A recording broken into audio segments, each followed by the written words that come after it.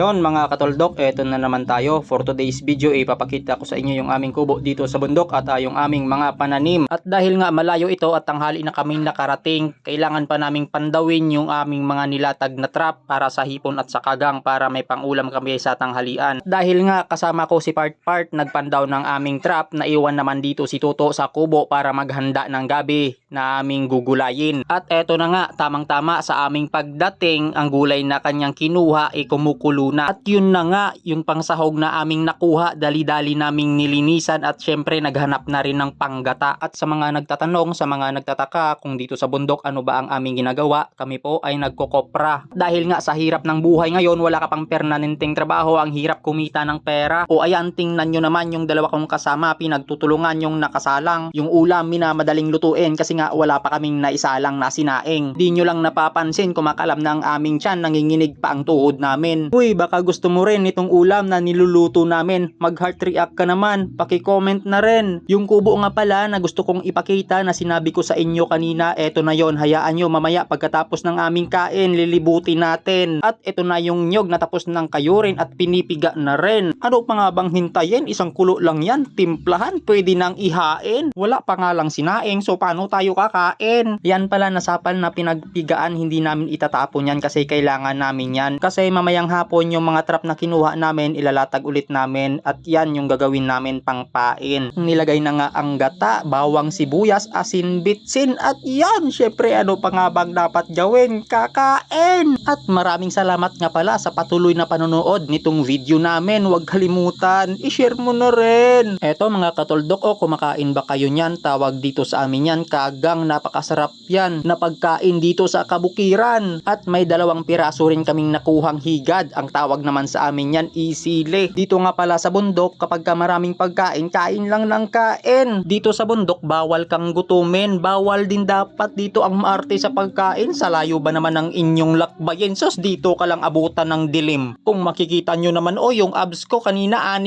yan. Ngayong nakakain na ako, sos, iisa na lang. Kanin naman yan. Sili, hipon, tsaka kagang. Gutaw nga, pinayukan. Yung 2 kong kasama, sumurender, hindi kaya yung pagkain natira mamayang alas 3 pang merienda. Dahil ako rin ay natapos na, habang nagpapahinga si Papart, nagapanggahit na. Panggahit, o siya, punta na tayo sa pananim. Yan palang hawak niya, puno ng papaya. Meron din diyang saging. Balanghoy, tinatawag namin dito na patyuka. Kamuting kahoy ba? Andoon banda, kita nyo ba? Laki ng mata. Dumilat ka. Meron dyan upo, sitaw, kamute, kalabasa. Meron din ampalaya. Nasa bahay kubo ba? Ingkamas at talong, sigarilyas at mani, sitaw, bataw, patani. At ito na ang kubo namin. Kung inyong mapapansin, wala ng dingding, ang bubong kulang na rin at ang paligid nito ay puno ng linga.